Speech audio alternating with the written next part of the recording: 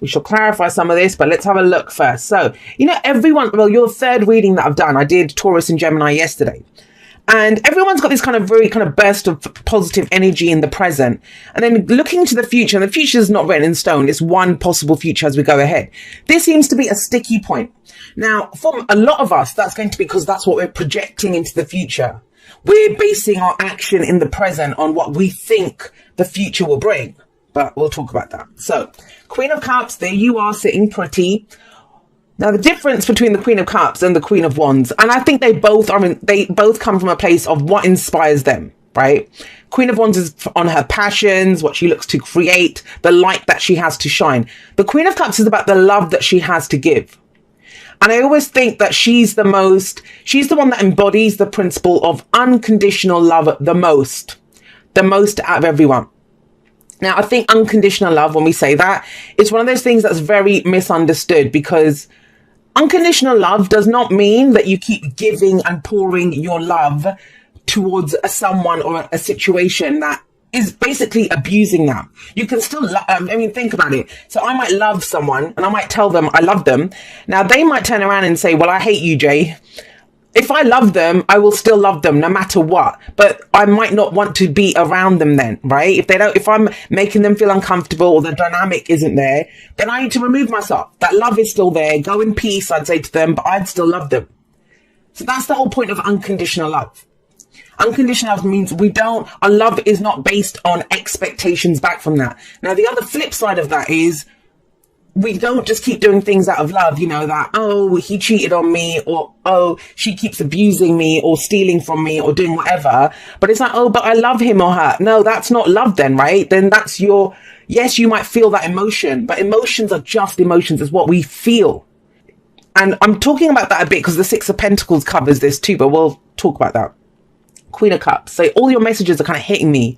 When that happens, that's Eight of Wands energy. I bet you're getting hit from different angles. Like, you know, you're looking at something and then getting hit by something else. And because that's how your energy feels.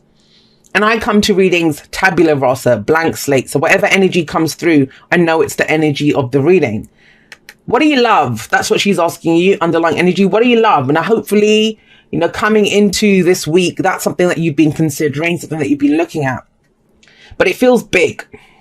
Because it's not just about who or what do you love now. It's the Ten of Pentacles. You can love it. Like I was giving that example. You can love something. But the Pentacles are about the physicality, the physical truth. What we're building are physical security and stability. And yeah, that can be our bodies, physical body, right? That can be our homes. That can be our jobs, our investments, our money, our relationships even, because this is the family card. It's those things that we build to give us long-term security and stability. And the Ten of Pentacles, it's our legacy. I call it the oak tree card. It's that mighty oak tree that has been there for hundreds of years. And it took that time for it to grow, but it's so strong and the roots are so deep in the ground. It's going to take a lot for that tree to come down. It's Ten of Pentacles. So what is it that you love, and is it part of your long-term story? Is this what you came here to do? What is your heart calling you towards? Now think about that. You know, Cancer, got the North Node in it. What is your destiny? What is your path? One of the questions I get asked the most, like, Jay, how do I find out my purpose? How do I know if this is the right path for me? Well, here's your answer. You know it's your path, you know it's your purpose, and it changes, you know, it will change, but it's based on how it makes you feel. You will know your heart is calling you towards it no matter what. And it feels good. She's very intuitive. Apart from all that emotional stuff, she's the most intuitive queen. So what's your intuition telling you? And intuitions don't come from fears. Our fears will always say you can't. Intuition is, okay, if you do this or if you go in that direction, this is going to help you to progress. We don't always like what our intuition tells us, but we always know, it always resonates on some heart level as the truth. So think about that in terms of, I always do the general energies and, trust that you'll apply it to your situation. But think about that in terms of romantic relationships or even like friends or family, where you invest your emotions into it. Is it part of the plan? Is it part of your long-term, your path, your purpose that you came here to achieve? And I do believe this is around other people because of this. But, you know, for a lot of you, that's going to be the case. But even if it isn't, think about it in terms of work. Do you love what you do? Do you do what you love? Now, we don't always have that luxury. You know, sometimes we've got bills to pay. So we do jobs that, you know, they don't honor us at a heart level. We can't put a hand on our heart and say, yeah, I love this. I love this. This is my purpose. It's going to be, you know, I'm just doing this to pay the bills. I'm just doing this so I can put clothes on my back. That kind of energy. But even in that, then love the fact that you get paid so you can do those things, so you can progress forward. So they give you that security and stability in the moment to allow you to consider other options that are your long-term plan.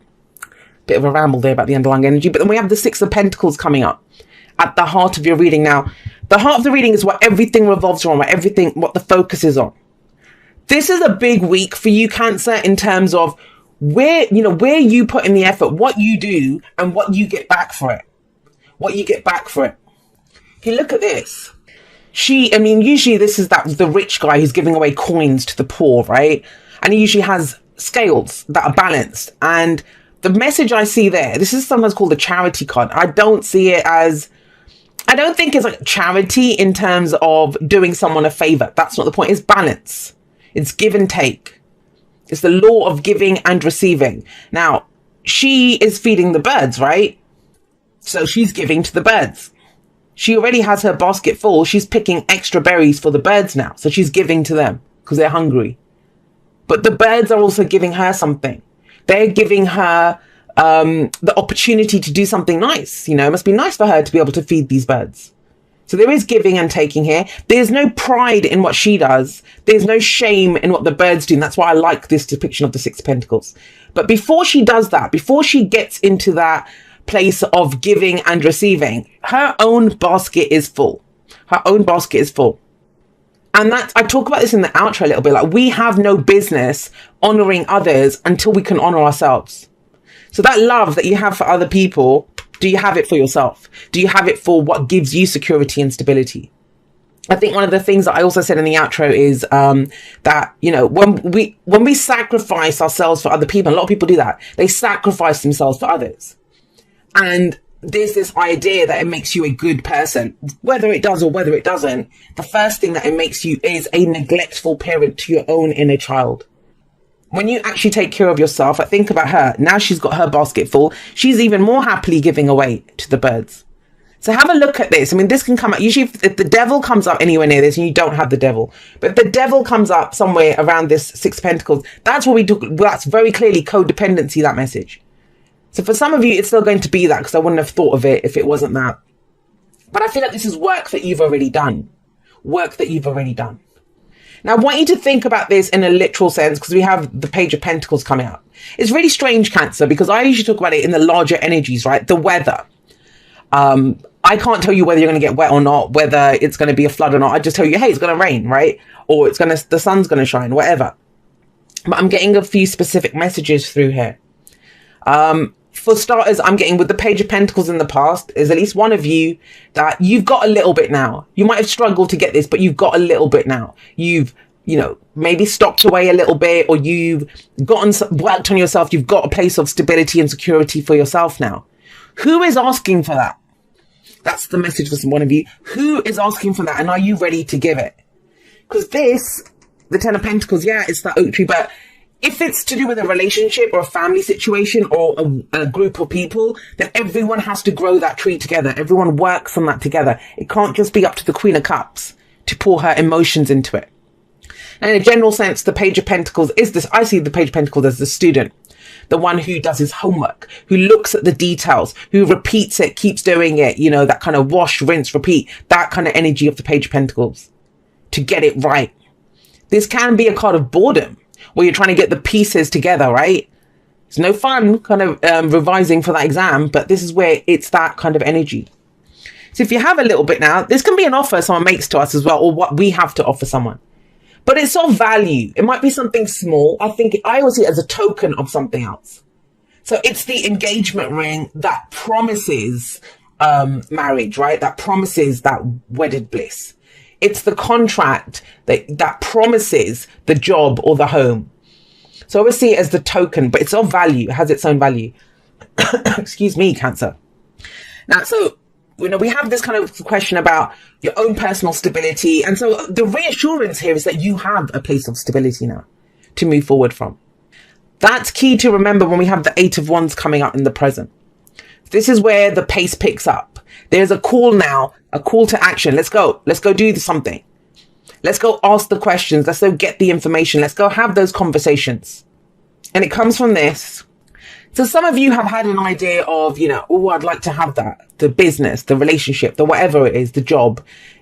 The Eight of Wands is saying it's time to act on it. These are when opportunities come in. But that doesn't mean someone knocks on our door and says, here's your opportunity. It's more, we go looking for it. We put ourselves out there. Queen of Wands, right at the beginning, right? That we put ourselves out there to be a beacon for what's coming in. And when we see the Eight of Wands here, it's not the 8 wands flying through the air like usually we see in the Eight of Wands. We see these unicorns running towards us. And I would say, imagine yourself, you're standing on that path. You have these unicorns running towards you. Now, first of all, you're going to hear their hooves and they're charging towards you. And, that's going to be frightening, thinking, what if there's a stampede and I'm going to get trampled by this? But then the beauty of it, they're bloody unicorns running towards me, like the fancy and the amazingness of that. I'm thinking of that Occam's razor. If you hear the hoof beats, think of horses, not zebras, right? But there's unicorns running towards you. It is finally coming in. There it is. Now, but what do? You can get trampled by it, knocks you out. You can jump on one of these unicorns. You can run with the unicorns. It's a fantasy. Of course we can do that. Somebody else got this message. But I feel like the pace is picking up. So what do you do with that? What conversations are you having? What are you communicating? How are you putting yourself out there more? Now, the thing is, out of this opportunity that comes in or whatever happens here, what we see coming up in the future, what's projected from this is the Five of Swords. So, it's almost like you're standing there, opportunities, you think I could do this and I could do that and I could do that. But you're cutting yourself off at the knees before you've even gone anywhere when you see this in the future, which is Five of Swords, that what's it going to cost me? Am I going to look selfish if I go for this? And this is a card of people that look selfish because they're ruthless. They'll do whatever it takes to get what they want. So there's a question here. What are you willing to do to get what you want? Now, with the Six of Pentacles coming up here, there can be a question mark around, oh, well, I've always given and, like give and take. But this is going for something for yourself. Now, I will tell you this, in the long term, you will have more to give. You will have more to give if you go for what it is that you want. That energy. Doesn't have to be a fight. Forewarned is forearmed. If you see that, it doesn't have to be a fight.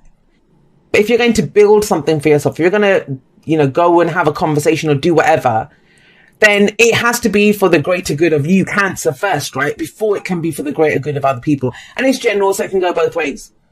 So you might be looking at someone else and thinking, they're so selfish. They're so selfish. They might be. I'm not saying they're not. That's a ruthless energy. But what is it for you? What is it that you want? Fives, Agents of Chaos. I've been seeing them a lot recently because there's a transformation. There's a shift that's taken place. And it's almost like, we're going to piss people off. Excuse me. We're going to piss people off. When you start doing things for yourself, when you start going for things for yourself, of course, the people that you took care of or whatever, they're going to start saying, hey, where's mine? They're so used to relying on you. But if they can be patient, if they can give you that room to grow, that room to move, that can be movement as well, right? You'll have more to give people. And those are your true people that encourage your growth. Now, we have as your advice the King of Swords. The King of Swords, that's air energy. So there's the heart. If that's the most heart-based, unconditional love energy as an underlying energy to this, what we have here is the most logical energy coming up, the head-oriented energy.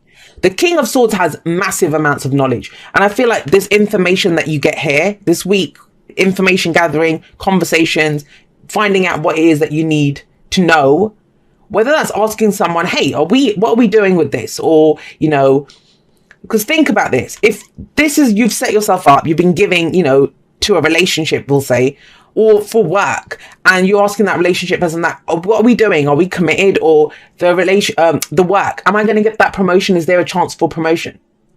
Now, when we get the answer, it might be, yeah, you can have the promotion, but you might have to put in extra hours or go for that course. Are you willing to do that? Because it might take you away from your family then, right? To do that. I'm giving examples of the energy. Or for a relationship, if you ask the question, they might turn around and say, well, nah, I'm not really sure. Can't we just keep doing what we're doing? That might not be part of your long-term plan. So then you might have to make a decision. Well, this probably isn't my person then. If I want to go in a certain direction or go and do whatever. So there are decisions around that. You know, when we get asked for information, then we need to know what we're going to do with it. He knows what to do with it. King of Swords. Now, this can be an advisor. So if you're kind of truly stuck and you don't know what to do, especially if it's something to do with finances or legal stuff, you know, he's the lawyer, the consultant, the advisor. I would often see him as like talk therapy around the King of Swords. Then go and talk to someone. It might be that, look, I've got a little bit to invest. I've got a little bit to put into a deposit. What's the best use of it? It doesn't have to be a trained professional. It can be a friend, a family member, someone at work, a boss even. An advisor. The kings give advice, and he has very good advice. And he's not going to allow emotions to kind of come into it. He's going to be very logical. He has emotions. You have emotions. So if it's your energy, it's about knowing what you know, and you know it. That information is coming in. It will be cemented with that 8 of Wands. Right. So he doesn't do this. And I understand now why he's coming up as the advice, because he is so secure in what he knows. He's so secure in what he knows. And think about it. If you're the student, if you've been kind of doing it again and again, you know, repetitive energy, looking at the details, trying to get it right with the Page of Pentacles, with him coming up there, it's like, then you know it. It's empirical evidence. You know from how you feel, you know from your experience what's right here. But then why this 8 of Swords? The 8 of Swords is the I can't card. He doesn't understand what I can't is. Because he knows. He trusts what he knows. That's enough. The information that he has. So if you have been dealing with, you know, fears and doubts, if you're trying to grow something, if you can see it, you know, that relationship, that job, that business, whatever it is, and you can see it, your family, and you think, I know the best use of this. I know what can give us long-term security and stability. And I've got like the first seed of this, the potential for it. This is the week to start moving on it. And I feel like it's a lot to do with communication and messages. Starting to tell people what's going on, or because the 8 of Swords is that there's nothing I can do right now. Well, then with the King of Swords coming out, maybe you can plan it. Maybe you can talk about this. Maybe you can get the information that you need. It's all of that kind of logical stuff, because the heart-based stuff, the inspiration, the movement, you know, all of that creativity, that's all there. The passion's there. But what do we do with that? And this is where the head comes in. The heart knows what it wants. It's the head's job to figure out a way to get it. But if you've got a trap, you know, that's the voice of fear. That's not intuition. That's the voice of fear saying, I can't do this. But you can. It's trying to keep you safe, but you're not in any real danger. That's the page. If it wasn't him, I mean, that's the adventure. If it gets you excited and fired up, then that's what we do, right? But like I said, it's always your choice. Free will for the win every single time. You guys got spiritual connection. This relationship has a connection that goes beyond this lifetime. So I want to say this to you. If this is about someone who you trust for advice and you don't know why you trust them, right? Or a relationship that you kind of love them. You love that person, but you just don't understand why or how you can make it work. Because that's 10 of Pentacles. That's the long term. Or someone in your family. It doesn't even have to be romantic. It can be any kind of thing. Whatever that spiritual connection is. I always say it. I treat everyone in my life like a soulmate. Because they bring us home to ourselves. This is the week to start figuring out, not just this, not just in my head, what's going on, that I can't, or I can't say this, or I can't do that. To have the conversations, to get the information. Is it even fun anymore? Is it something that you really want to pursue? Are we just looking at what it's going to cost us? Which that's fear. That is fear, right? If you think it's too much, the cost of this thing. But I see with this, especially with the 8 of Swords, you're trying to understand it from a logical place. And this, what does it say? It's beyond this lifestyle. This is a connection that's bigger than that. We're trying to understand a connection that's bigger by the earthly stuff. And, you know, I deal with that all the time. People come to me about soulmates or twin flames and all of that stuff. And I'm like, well, think about what you're saying. If you're telling me it's spiritual, if you're telling me what is spiritual, beyond the body, beyond the physical, it's of the spirit. And if you're telling me that, that we've got this connection, then that's beyond this lifetime. It's bigger than that. It's bigger than the physical reality. And so this is some of that, getting the answers that you need, having those conversations.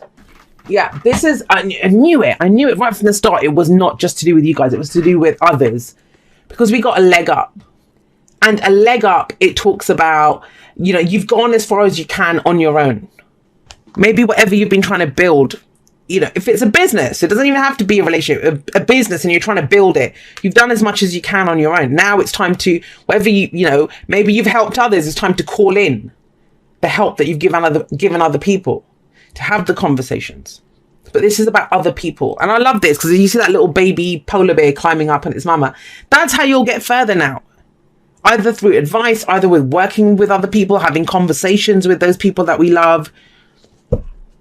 But that's how if it stopped being fun, whatever it is, because it's been too much pressure on you, then it's time for others to come in and help. I know that's the 10 of Wands, but it's that kind of feel, especially with the Page of Wands. So you can get back to the core of it.